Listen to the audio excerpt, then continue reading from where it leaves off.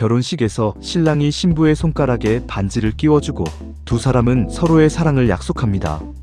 우리는 이 장면을 가장 낭만적인 순간이라고 생각하죠. 그런데 놀랍게도 이 아름다운 전통의 뿌리를 따라가 보면 생각보다 훨씬 거칠고 위험한 시대와 만나게 됩니다.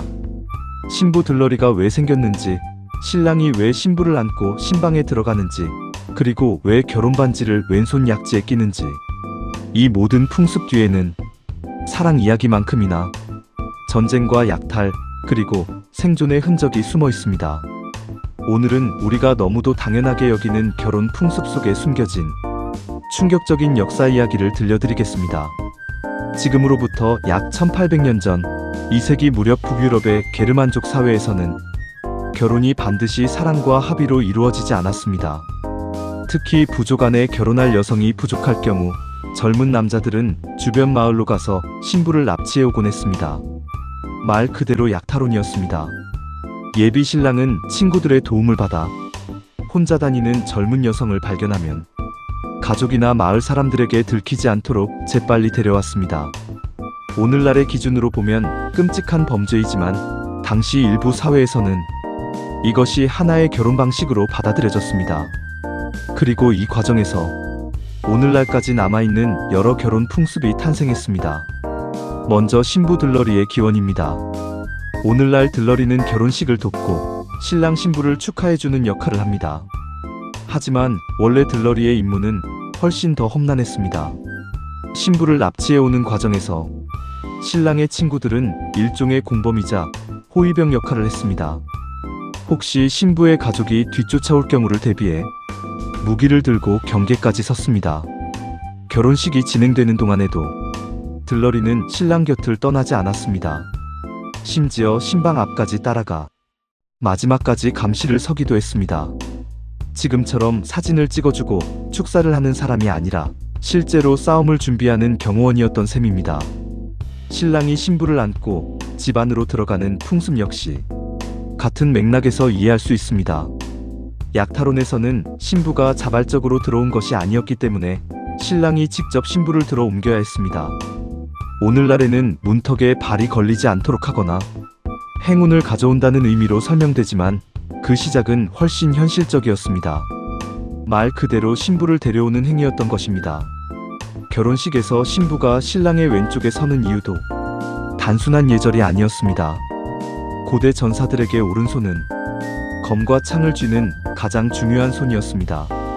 만약 신부의 가족이 갑자기 공격해온다면 신랑은 오른손으로 즉시 무기를 꺼내야 했습니다. 그래서 신부는 자연스럽게 신랑의 왼편에 서게 되었습니다.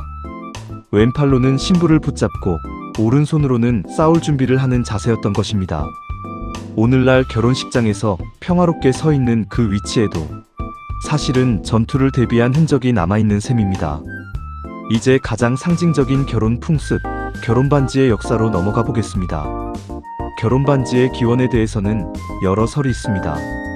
한 설에 따르면 약탈된 신부가 남자의 집에 묶여있던 쇠사슬의 흔적이 반지의 시작이라고도 합니다. 다소 섬뜩한 이야기지만 결혼이라는 제도가 오랜 세월 동안 사랑만으로 이루어지지 않았음을 보여줍니다. 그러나 보다 널리 알려진 기원은 고대 이집트입니다. 기원전 2800년경 이집트인들은 시작도 끝도 없는 원의 형태를 영혼의 상징으로 여겼습니다. 그래서 반지를 끝없는 사랑과 영원한 결합의 상징으로 사용했습니다. 오늘날 우리가 느끼는 낭만적인 의미는 바로 이 전통에서 비롯된 것입니다. 로마 시대에 이르러 반지는 또 다른 의미를 갖게 됩니다. 당시 일부 반지에는 작은 열쇠 모양이 달려 있었습니다. 이것은 남편의 마음을 여는 상징이 아니라 아내가 가정의 재산과 창고를 관리할 권리를 가진다는 뜻이었습니다. 즉, 결혼반지는 단순한 장신구가 아니라 법적 권리와 책임을 나타내는 계약의 상징이기도 했습니다. 그렇다면 왜 결혼반지는 왼손 약지에 끼게 되었을까요? 고대 그리스 사람들은 왼손 약지에서 심장으로 직접 이어지는 특별한 혈관이 있다고 믿었습니다. 그들은 이를 사랑의 혈관이라고 불렀습니다. 사랑을 상징하는 반지를 심장과 가장 가까운 손가락에 끼면 마음과 마음이 연결된다고 생각한 것입니다. 물론 현대의학은 이런 혈관이 실제로 존재하지 않는다는 것을 밝혔습니다. 하지만 이 아름다운 믿음은 오늘날까지 이어져 전 세계 수많은 부부의 손가락 위에 남아 있습니다. 결혼 전에 미리 혼인 사실을 알리는 결혼 공고의 역사도 흥미롭습니다. 서기 800년 카롤루스 대제는 결혼 전에 반드시 일정 기간 동안 혼인 사실을 공개하도록 했습니다. 이유는 의외로 현실적이었습니다. 당시에는 부모가 불분명한 아이들이 많았고 그 결과 자신도 모르게 가까운 혈족과 결혼하는 일이 적지 않았습니다. 근친혼이 반복되면서 여러 사회 문제가 발생하자 결혼 예정자들은 최소 7일 전에 결혼 계획을 알리고 두 사람이 혈연 관계가 아니라는 사실을 확인해야 했습니다. 오늘날 교회에서 결혼을 앞두고 공지하는 전통은 바로 이 제도에서 비롯되었습니다. 이렇게 보면 우리가 당연하게 생각했던 결혼 풍습들은 단순한 로맨스의 산물이 아닙니다.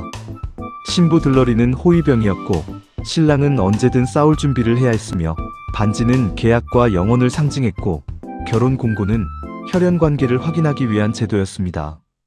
결혼식장은 꽃과 음악으로 가득한 축제의 공간이지만 그 배경에는 인류가 수천 년 동안 쌓아온 사회적 경험과 현실적인 필요가 숨어 있습니다. 오늘 누군가의 결혼식에 참석하게 된다면 신부의 왼편에 선 신랑을 바라보며 잠시 이런 생각을 해보셔도 좋겠습니다. 저 아름다운 반지와 미소 뒤에는 사랑뿐 아니라 인류의 거칠고 복잡했던 역사도 함께 담겨 있다는 사실을 말입니다. 그리고 어쩌면 결혼이란 제도는 야만의 시대를 지나 조금씩 서로를 존중하고 사랑하는 방향으로 발전해온 인류 문명의 가장 흥미로운 흔적 중 하나인지도 모릅니다. 지금 우리가 손가락에 끼우는 작은 반지 하나에는 수천 년의 역사와 인간이 만들어온 사랑의 방식이 조용히 빛나고 있습니다.